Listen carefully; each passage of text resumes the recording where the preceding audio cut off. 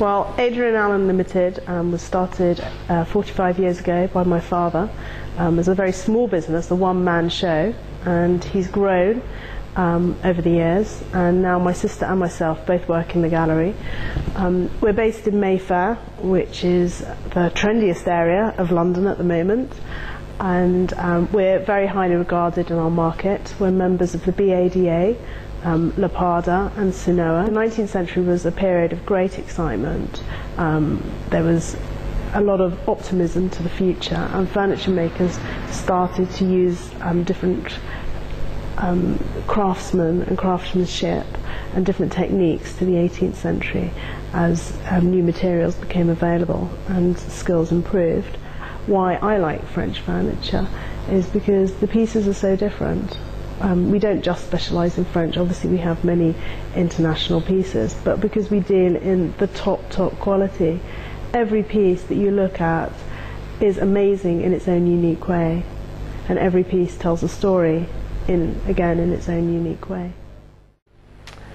Well, historically the 18th century was seen to be the premier century for furniture, especially European furniture, but I think the 19th century is coming into its own.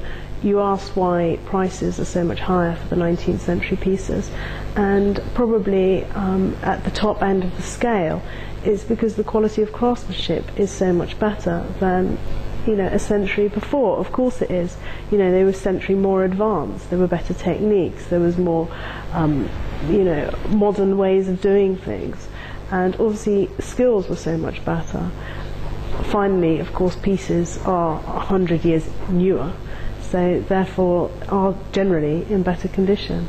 Obviously great 18th century pieces make amazing prices, but also great 19th century pieces also make very good prices. Well, London's a financial centre of the world.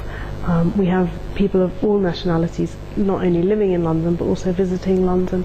So we are in the hub of the world here. London's very accessible. We're very close to the centre of London. It's very easy for our clients to come for a day to London, depending on when they were, or if they're in London on business, which is what usually happens, they take time out of their day to come and visit us. We could also open at different hours outside of working hours if it suits our clients.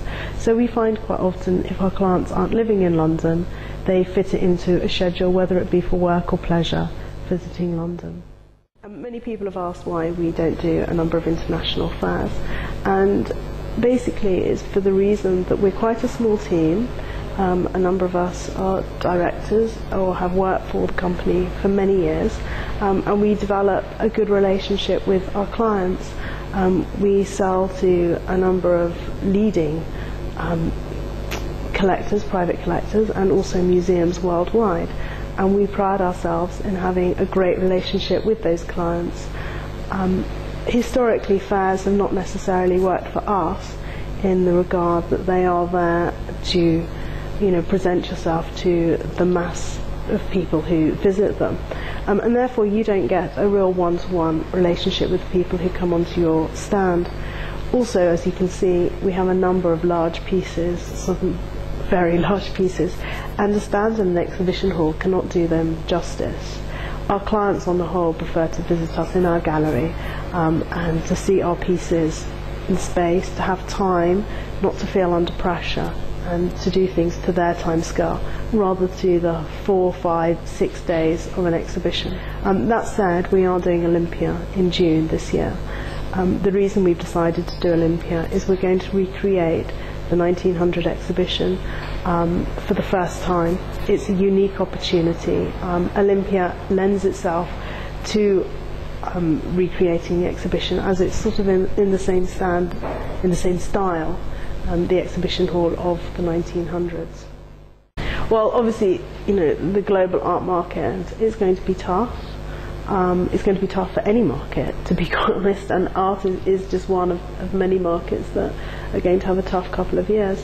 For our business, that we very much hope, that we will withstand the crisis quite well. Firstly, the weak pound will help us. A number of our clients are from abroad, so anybody from Europe, America, Far East, London represents great value at the moment. You know, all our pieces are priced in pounds sterling, so obviously our prices haven't changed, but to international investors they've become cheaper. Furthermore, in a time of rocky investment, art represents a stable investment. Why not have a piece that you can live with, that you can love, that you can use, and still know that it represents a better investment at the moment than, I don't know, stock, shares, property. So we hope that that team with the weak pound will mean that people still invest in art, in our 19th century furniture.